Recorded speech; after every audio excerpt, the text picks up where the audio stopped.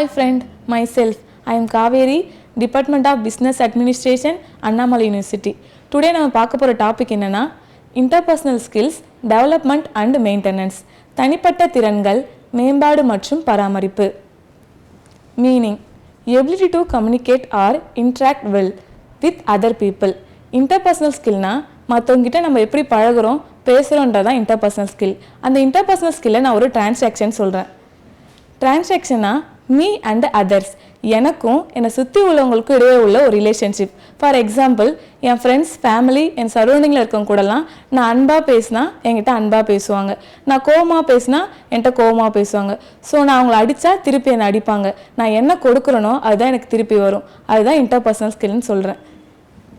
Next நம்ம topic உள்ள போகிறோம். Development of interpersonal skill.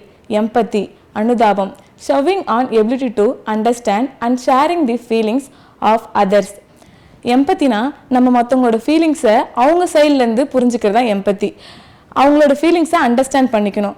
For example, எம்பத்தினா நீங்கள் ஒரு மீட்டிங்க்காக நீங்கள் அவசரமாக போயிட்டுருக்கீங்க கம்பெனிக்கு. போகிற வழியில் ஒரு அம்மா அடிபட்டு இருக்காங்க. ஸோ அவங்களுக்கு நீங்கள் ஹெல்ப் பண்ணணும்னு நினைக்கிறீங்க, ஆனால் உங்களுக்கு டைம் ஆகுது. அப்போ உங்கள் மனசுக்குள்ளே தோணும், நம்ம அந்த பிளேஸில் அடிபட்டு இருந்து நம்மளுக்கு யாராச்சும் ஹெல்ப் பண்ணலன்னா எவ்வளோ கஷ்டமாக இருக்கும்னு நீங்கள் அடிபட்ட மாதிரி யோசிக்கிறீங்க இல்லையா? அதுதான் எம்பத்தி. நெக்ஸ்ட், சிம்பத்தெட்டிக், இரக்க குணம், showing that your understanding other people feelings especially their problems. சிம்பத்தெட்டிக்னா இரக்க குணம். உங்கள் ஃப்ரெண்ட்ஸ் யாராச்சும் இப்போ அழுதுட்டு இருந்தாங்கன்னா உங்களுக்கு என்ன தோணும்? ஐயோ அழுவுறா அப்படி சொல்லிட்டு நீங்கள் ஃபீல் பண்ணுறீங்கல்ல, அது சிம்பத்தி. சிம்பத்தின்றது எல்லா இடத்துக்கும் ஏற்ற மாதிரி நம்மளே அடாப்ட் பண்ணிப்போம். நம்ம ஒரு டெத் வீட்டுக்கு போனோம்னா நம்ம சிரிச்சிட்டு இருக்க மாட்டோம், அங்கே அழுகுவோம். நம்ம இதுவே ஒரு ஃபங்க்ஷனில் இருந்தால் அங்கே நம்ம ஸ்மைல் பண்ணிவிட்டு ஜாலியாக இருப்போம். சிம்பத்தின்றது நம்மளுக்கு நேச்சுரலாகவே நம்மளுக்குள்ளே இருக்குது. நெக்ஸ்ட், கம்யூனிகேஷன், தொடர்பு திறன். The act of sharing of exchanging information, ideas or feelings.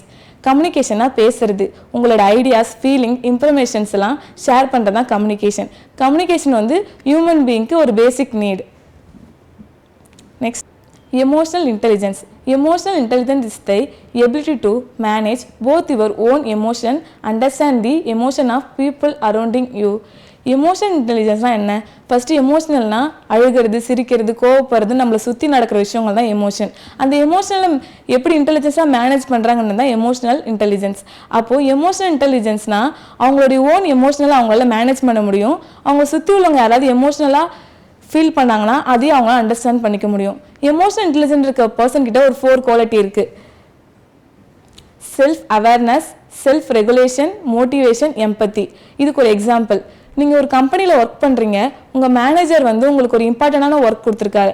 ஆனால் நீங்கள் அந்த ஒர்க்கோட சீரியஸ்னஸ் புரியாமல் அந்த ஒர்க்கை நீங்கள் பண்ணலை. ஸோ உங்கள் பாஸ் உங்களை கூட திட்டுறாரு. திட்டிட்டு நீங்கள் அந்த பிளேஸை விட்டு வரும்போது உங்கள் ஃப்ரெண்டு பார்த்து சிரிக்கிறான். இந்த ஒரு சுச்சுவேஷனை எமோஷனல் இன்டெலிஜென்ட்டாக இருக்க ஒரு பர்சன் எப்படி ஹேண்டில் பண்ணுவாங்கன்னா, ஃபர்ஸ்ட்டு செல்ஃப் அவேர்னஸ். அவங்க யோசிப்பாங்க, நம்ம பாஸ் அந்த ஒர்க்கை பண்ணலை, அதனால பாஸ் திட்டாங்க. Next self regulation. அந்த ஃப்ரெண்ட் அவனை பார்த்து சிரிச்சான் இல்லையா, அவங்ககிட்ட சொல்லுவாங்க, நான் பாஸ் திட்டாரு, நான் கொஞ்சம் அப்செட்டாக இருக்கேன், என்னை விடுறான்னு சொல்லிட்டு திரும்ப திரும்ப சொல்லும் போது அவங்க ஃப்ரெண்டு அவங்கள பற்றி சிரிக்க மாட்டாங்க. அங்கே என்ன ஆகுது, ஒரு பிரச்சனை சால்வ் ஆகுது. தேர்ட் வந்து மோட்டிவேஷன். பாஸ் திட்டாருன்றதுக்காக நம்ம அந்த கம்பெனி விட்டு போயிட மாட்டோம். மோட்டிவேஷனோட நம்ம ரிலாக்ஸாக ஆகிட்டு அந்த ஒர்க்கை பண்ணி கொடுப்போம். எம்பத்தி. எம்பத்தினா என்ன? நம்ம ஒருத்தவங்களோட ஃபீலிங்ஸ்லேருந்து யோசிக்கிறது. ஸோ அந்த பாஸ் சைட்லேருந்து யோசிக்கும் போது அந்த பாஸ்க்கு நிறையா பிரச்சனை இருக்கும், நிறைய டென்ஷன் இருக்கும். ஸோ எம்பத்தியாக யோசிக்கும் போது அந்த ஒர்க் என்ன, நம்ம அந்த பாஸ்க்கு எவ்வளோ டென்ஷன் இருக்கும், நம்ம அந்த ஒர்க்கை பண்ணி கொடுத்துடலாம். இதெல்லாம் வந்து எமோஷனல் இன்டெலிஜென்ட்டாக இருக்க ஒரு பர்சன் கிட்ட இருக்க qualities. Maintaining interpersonal skills. Interpersonal ஸ்கில்லை மெயின்டைன் பண்ணுறதுக்கு என்னென்ன விஷயம்னா, right mind, right action, right knowledge, right exercise. இதெல்லாம் நம்ம ஃபாலோ பண்ணால் நம்ம இன்டர்பர்சனல் ஸ்கில்லை நல்லா வளர்த்துக்கலாம்.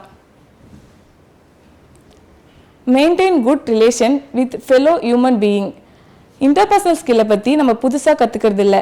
எல்லா மதமும் இன்டர்பர்சனல் ஸ்கில்லை பற்றி தான் சொல்லுது. சக மனுஷங்களோட நல்லா பேசணும், பழகணும், நல்ல முறையில் அவங்கள மதிக்கணும் அப்படின்றது தான் எல்லா மதமும் சொல்லுது. நம்மளும் இன்டர்பர்சனல் ஸ்கில்லை வளர்த்துக்கணும். தேங்க்யூ ஃபார் வாட்சிங். Happy learning.